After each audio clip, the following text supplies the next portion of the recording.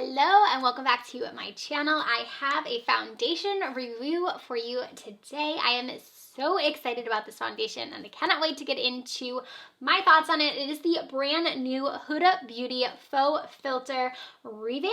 So she has her Faux Filter foundation. We all know about that one.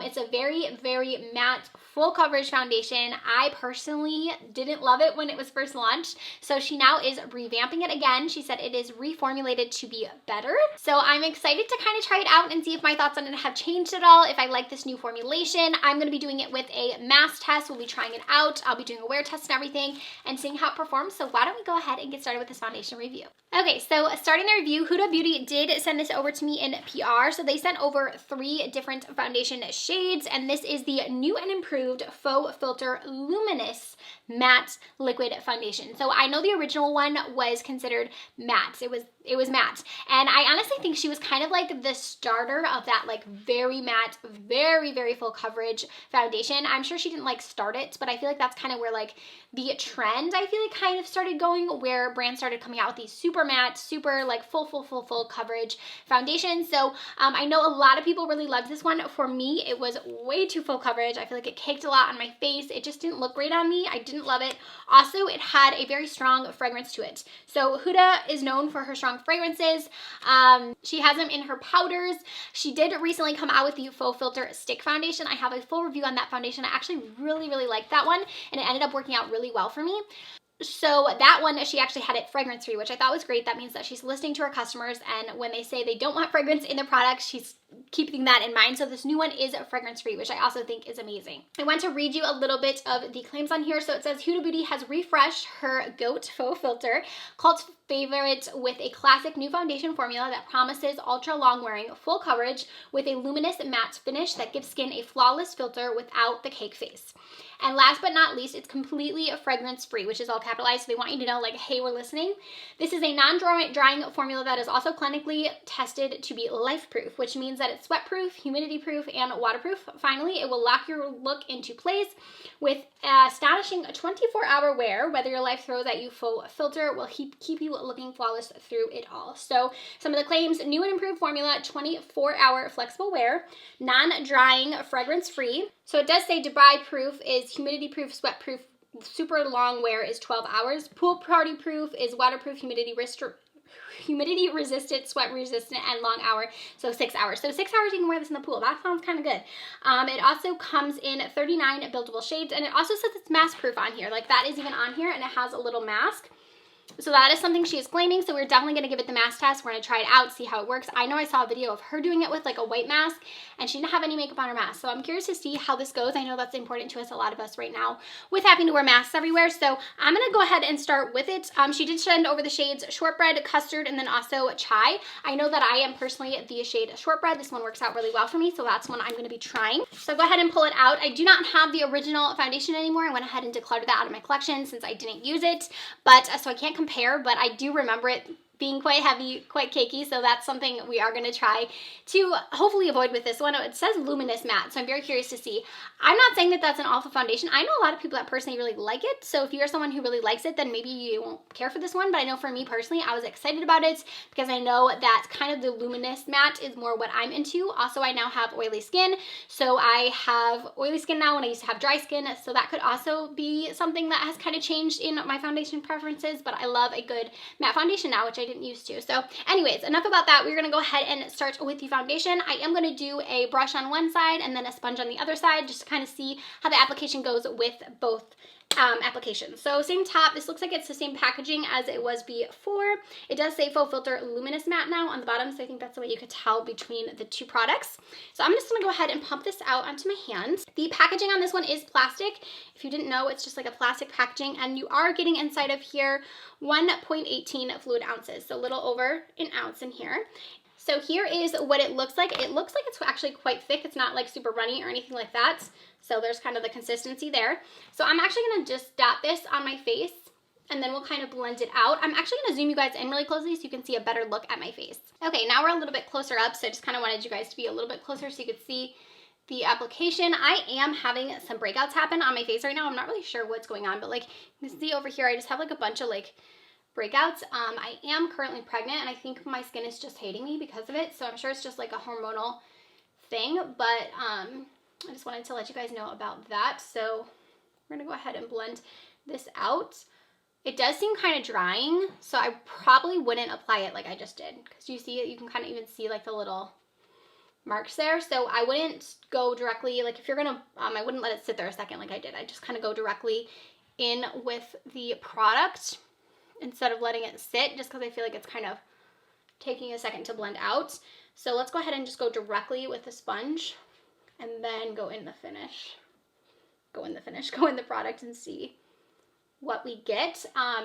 It looks definitely matte on the skin. Like it definitely looks matte, but it doesn't look overly matte. Like I can tell right away that this is definitely a formula that I'm gonna like better, because I can tell that it's not as matte as her other one. Like I don't know how to explain it, but it was so matte that like it instantly looked cakey on me. So you can definitely see with this one, it does have a bit of a luminosity to it.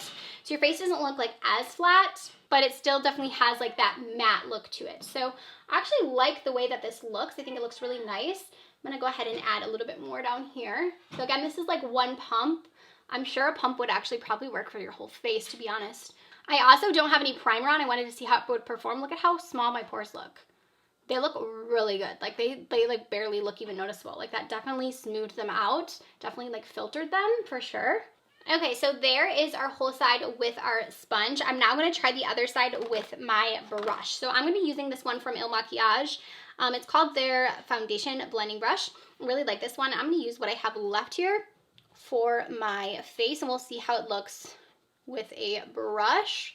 I'm assuming you'll get a little bit more coverage off the bat with a brush, but we'll see. So I'm gonna kind of like tap it in. Yeah, like I barely had any left on my hand. I was just using what I had left. And I already feel like this side definitely has more coverage initially than the other side. So kind of just blending that out over here. You can tell that it definitely, like I said, blurred, and it covered those spots quite a bit, but I am gonna add a little bit more. So I'm gonna add another like half pump here. I like the pumper on that because it's a little bit slow, so you're able to like kind of gradually grab out what you want.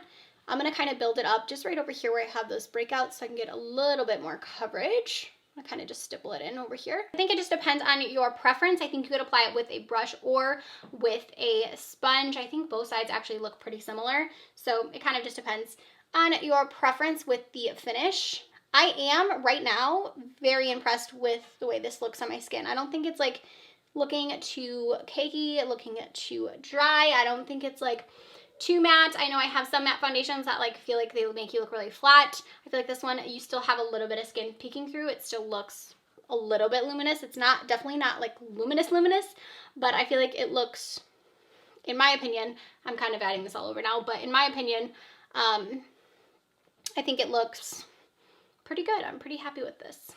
Okay, so here it is all over. I'm actually just gonna go over everything really quickly with my sponge just to kind of work everything in, but I do think the brush side looked really nice as well. So either way, whatever you wanted to do, whatever your preference is, you could use a sponge or a brush. You guys can see like my moles and stuff are still peeking through, which is what I prefer, so it still kind of looks skin-like.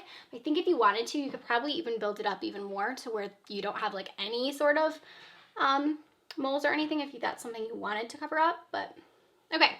So there is the foundation, just like one round of it right here. I'm gonna go ahead and add now some concealer and kind of finish up the rest of my makeup. I'm gonna feel it. It actually feels like it's set. This side right here with the sponge feels like it's almost set all the way. This side over here, it feels a little tacky still. So I think I'm gonna maybe, I normally set with like powder completely, but I know that she says that this one is like mask proof and everything, so I kind of want to try it without setting it.